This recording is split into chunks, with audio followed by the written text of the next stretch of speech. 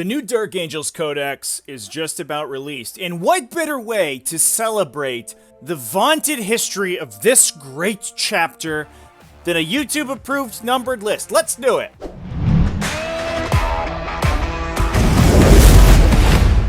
What's up, folks? Welcome back to Tactical Tortoise. My name is Trevi, and today we are talking about the best units for Dark Angels. Not necessarily the best units in the new Dark Angels Codex, although we're going to be talking about that stuff a lot. But with the new Codex in mind, let's talk about the top 8 best units to bring in a Dark Angels army. So we're going to have a smattering of regular Space Marine units in there. It's going to be pretty good.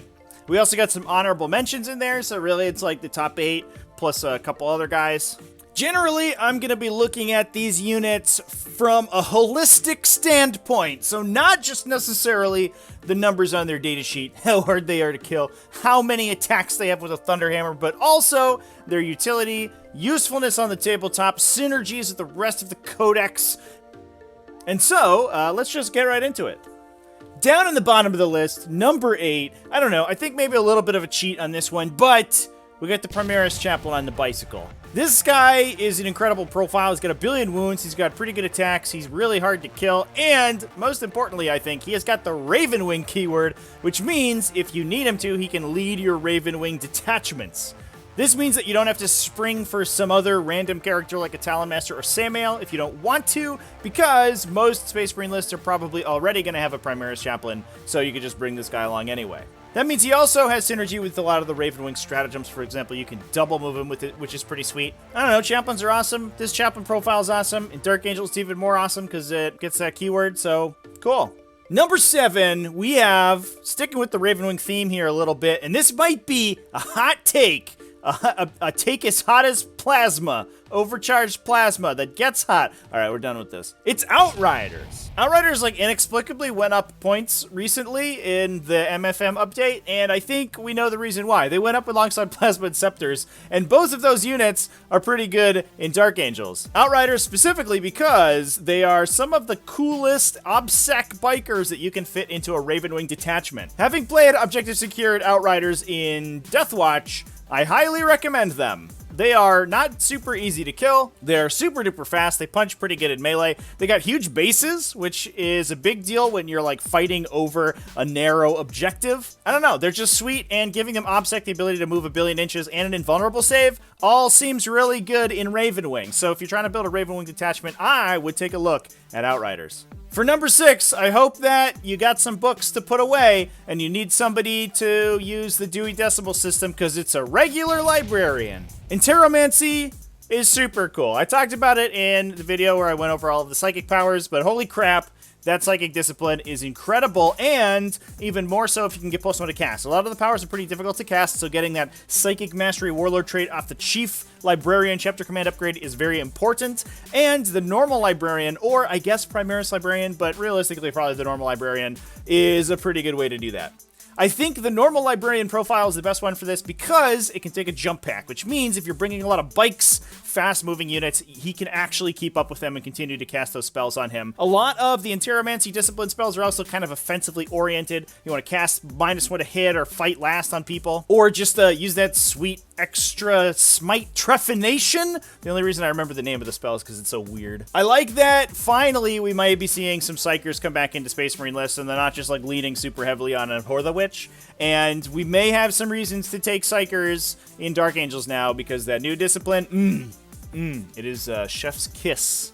Number 5, Deathwing Command Squads. Kind of in the same vein as the Librarian, and they work well with the Librarian since you can run your Librarian up the table, follow up with the Deathwing Command Squad, keep him safe. These guys are sweet. They're basically just expensive Deathwing Terminators. They have the same war gear options, basically the same profile. They're 2 more points a unit, but for those 2 points, you get Lookout Sir for everyone within 3 inches. I mean, better than Lookout Sir. They just cannot be targeted by ranged attacks. Full stop, regardless of the size of the unit. So, a lot of Dark Angels lists in the past were already slotting a unit of 3 of these guys in. You got a couple Storm Shields in there. Maybe you got a Missile Launcher. And they're just relatively difficult to kill. If you do try to kill them, you're trying to shoot through a 1+ armor save, probably into your Apothecary's damage ignore roll from Narthessium. he just starts to revive them, and he's keeping all your characters safe. Because of the wound cutoff for Bodyguard is at 9 wounds, he actually also affects Talon Masters, so you can play really aggressively with your Talon Masters and then use the Deathwing Command Squads to move up and protect them. I just think these guys are incredible. They're also, I mean, they're just like Deathwing Terminators when you get into combat, so they're probably coming in with like Thunderhammers or Chain Fists and re-rolling wounds. They just seem great. I've been super impressed with Deathwing Command Squads, and it looks like they are going to continue to be sweet. Continuing on the theme, we talk about unique Dark Angels units. On number 4, we have Black Knights. In my review videos, I talked about how much I am impressed with the support for Ravenwing, and especially for Black Knights. They got the Plasma, so you got a Weapons of the Dark Age target. They got okay melee, so you Righteous Repugnance to give them full rerolls to hit and wound, so they actually hit good. They got a bunch of Ravenwing synergies. They got the Jink.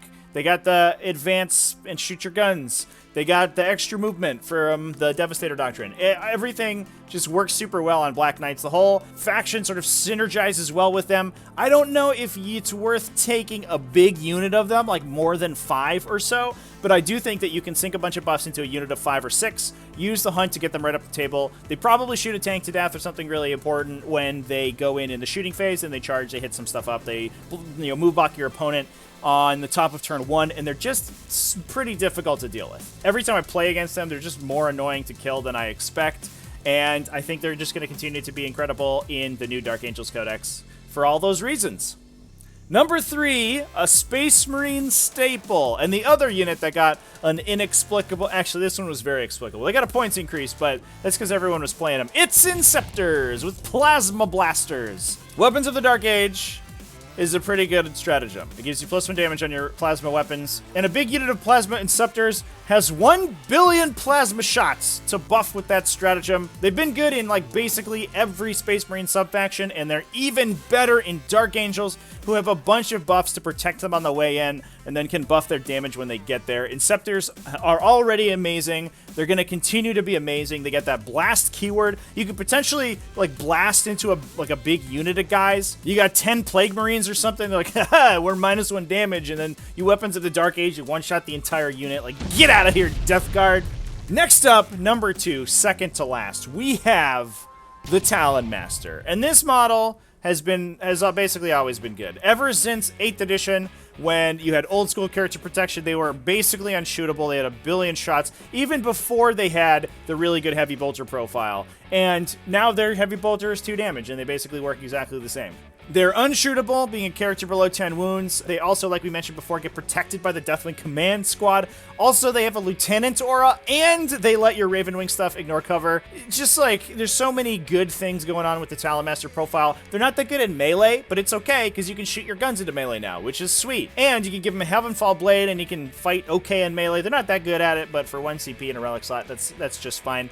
You can even, like, hit and run out of melee using the stratagem to fall back after you fight, so even if they get engaged, they could just like poke you and then run away if they need to. Talon Masters are just phenomenal. I honestly expected to see them get a little bit of a points bump up in the Codex, and they didn't change at all. They stayed exactly the same, and for that reason, I mean, I think Talon Masters are going to be sweet. Also, Ravenwing character, you can put them directly into your Ravenwing detachment to lead it. You could put 2 of them in your Ravenwing detachment if you really wanted to. They are also a Ravenwing keyworded land speeder, so they give you a target for the +1 to hit stratagem if you need to use that. Like, it's just so good. There's just nothing bad about this unit. ABTTM, always be taking Talon Masters. Before we get to the number 1 unit for Dark Angels in the new Codex, let's talk about some honorable mentions that I didn't really have any other good place to fit them in. The first one is the regular old bike squad. Have you ever felt like you really want to put OBSEC models on your opponent's objective from 14, 20, 23, 35 inches away? Well, bike squads are the cheapest way to do that. You can also put some plasma on them. They're just solid biker profile. They're much less expensive than Outriders, although they don't hit nearly as hard in melee, and they are much easier to kill. Maybe that's okay if all you want to do is put some dudes in to run up the table and engage your opponent's army, be a very obnoxious screen. I think the regular bikers probably have a place in a Dark Angels list. Next up, Hellblasters. Wasn't really sure what to think about these guys. They are more efficient points per shot plasma shooting than Inceptors, assuming that the blast keyword isn't triggering. As soon as blast goes off, Inceptors are just, they go insane and crazy. Hellblasters, unfortunately, do not have the blast keyword, but they do have an Assault 3 plasma weapon. It is only Strength 7, so their attacks aren't quite as good as Inceptor attacks, but they are much less expensive. 33 points for 3 shots rather than 55 points for an average of 4 shots. Is pretty good. So they're probably the most efficient points per shot weapons for the Dark Age target in the entire faction. Downside is that Strength 7 and the speed. Despite the fact that their weapon range is longer, being slower means that you have less lanes to move around line of sight and stuff like that. Plus, they're easier to kill, only toughness 4 with 2 wounds instead of toughness 5 with 3, thanks to the Gravis stat line. So you definitely win some and you lose some over Inceptors. It'll be interesting to see if Hellblasters can make a comeback in the Dark Angels Codex. I'm not 100% sure that they will, but definitely thought it was worth mentioning, especially if the Strength 8 cutoff is not important in your metagame. If you're fighting, like, nothing but Death Guard, like, Blightlord Terminators, you're like, I hate these guys, -1 damage sucks, I can't kill them. Well, Hellblasters are for you, buddy, because you can get a bunch of 3 damage shooting at those guys, and being Strength 7 versus Strength 8 doesn't matter at that point, because you're going to be winning on 3s either way. They seem okay. Next up, Ezekiel. What if you could take a Librarian, but he was, like, slightly worse? Then there's Ezekiel right there, just for you. If you don't want to spend the extra CP to give him Psychic Mastery, Ezekiel is +1 to cast your Enteromancy spells all by himself, which is great. He's also a little harder to kill. He's got extra wounds. He's got a 4+ invulnerable save. He's actually kind of good at fighting. He's only 3 attacks, but Weapon Skill 2 at Strength 6, -3 for D3 damage, flat 3 against Heretic Astartes, like Mortarion. Get got, Mortarion. You're going to get poked a little bit by his little pokey stick. He's got a master-crafted bolt pistol. That's kind of cool, too. I don't know. Ezekiel's profile is kind of sweet, but unfortunately, he takes up your Chief Librarian slot, so you cannot bring him alongside another Librarian to be your Chief Librarian, and being a special character, he cannot be customized basically at all. He can't take cool Warlord traits. He can't take cool relics. Like, you can't Tome of Malkador him to know additional powers from other disciplines. He's just basically a Librarian with +1 to cast, which honestly is fine if you don't need what a regular Chief Librarian can bring you. But if you're looking for a little bit more flexibility, just definitely take the regular Chief Librarian, throw Ezekiel away. Lastly, for honorable mentions, this one is a little out of left field. It's the Sicaran Arcus, a Forge World model I talked about in my Sicaran video, and has seen some play in the Index Supplement Age of the Dark Angels. Getting +1 to hit from the Chapter Tactic is already a sweet place to be in